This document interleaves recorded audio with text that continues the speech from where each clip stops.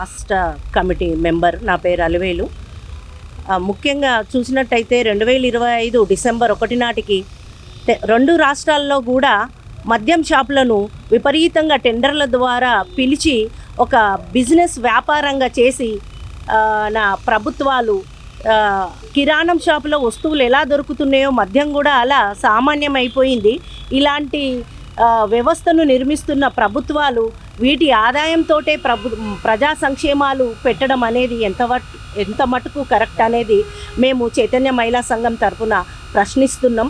ఇలాంటి మద్యానికి అలవాటు పడ్డ మగవాళ్ళు ఇళ్లల్లో మహిళలను చిత్రహింసలు పెట్టి లైంగికంగా వేధింపులు చేసి అటు తల్లి పిల్ల అని ఎవరు అనకుండా విపరీతమైన దాడులు చేసి హత్యలకు గురి చేస్తున్నారు, హత్యలు కూడా చేస్తున్నారు. మేము చైతన్య మహిళా సంఘం తరఫున హత్య జరిపిన ప్రాంతాలకు వెళ్ళి ఫ్యాక్ట్ ఫైండింగ్ చేస్తే మాకు నిజ నిర్ధారణలో తెలిసినటువంటి విషయం ఏంటంటే హత్య చేసిన వాళ్ళు మద్యం డ్రగ్స్కి అలవాటు పడి ఆ మత్తులో చేసిన సంఘటనలే అని మాకు నిజ నిర్ధారణలో తెలిసినాయి. కాబట్టి రెండు రాష్ట్ర ప్రభుత్వాలకు మేము ఒకటే కోరుతున్నాం, సంపూర్ణ మద్య నిషేధాన్ని అమలు చేయాలి.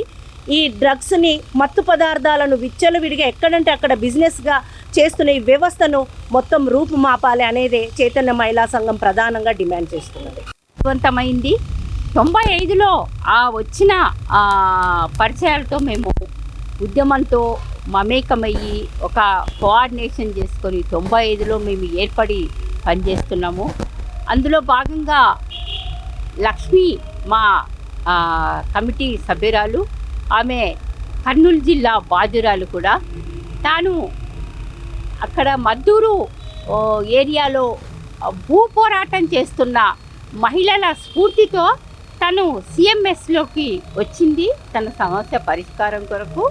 దాంతోపాటు ఏంటంటే ఈ సమాజాన్ని అర్థం చేసుకొని ఈ సమాజం మార్పు కొరకు నేను పోరాడితేనే నా సమస్య పరిష్కారం అవుతుంది అనే ఒక అవగాహనతోని తను చాలా యాక్టివ్గా పనిచేసేది.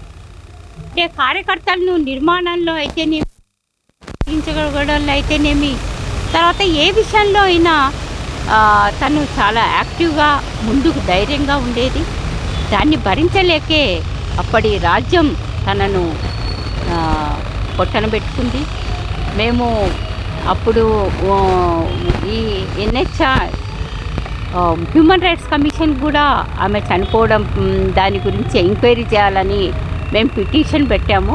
కానీ దానివల్ల ఏమి లాభం లేదు. ఎందుకంటే రాజ్యమే పెట్టిన ఇవి కమిషన్లు, రాజ్యమే ఏం చెప్పలేవు కూడా. ఈ ప్రతిసారి మేము ఈ లక్ష్మీ సంస్థాన సభను అప్పుడున్న సామాజిక పరిస్థితులపైన టాపిక్స్ పెట్టి మాట్లాడుకుంటాము. ఇప్పుడు ముఖ్యంగా లేబర్ కోడ్స్ మొన్ననే తీసుకొచ్చిండ్రు, మీకు అన్నీ తెలుసు. ఎన్ని చట్టాలు కలిపి ఒక 4 లేబర్ కోడ్స్గా. దానివల్ల మహిళలు ఎట్లా బలవుతున్నారు, ఎట్లా అంటే ఈ 8 గంటల పని విధానం పోవడం అయితేనేమి, మహిళా కార్మికులకు మొత్తం పని ఒత్తిడి అయితేనేమి, ఇవన్నీ ఇంకా పెరుగుతున్నాయి. దాని ఉండేది ఇప్పుడు 50 మంచి ఉన్న వాళ్ళ దగ్గరే తెచ్చి పెట్టడం అవుతుంది. ఇట్లాంటివన్నీ మహిళలకు కూడా ఇది నష్టం చేస్తున్నాయి. దీంతోపాటు ఇక్కడ ఈ తాగుడు వల్ల ఎట్లా మహిళలకు పైన ప్రభావం జరుగుతుంది, వీటన్నిటి మీద కూడా ఇప్పుడు మాట్లాడడం జరుగుతుంది. మీ వ్యాపారం అభివృద్ధి కావాలని కోరుకుంటున్నారా? అయితే వెంటనే క్యూనస్ని సంప్రదించండి.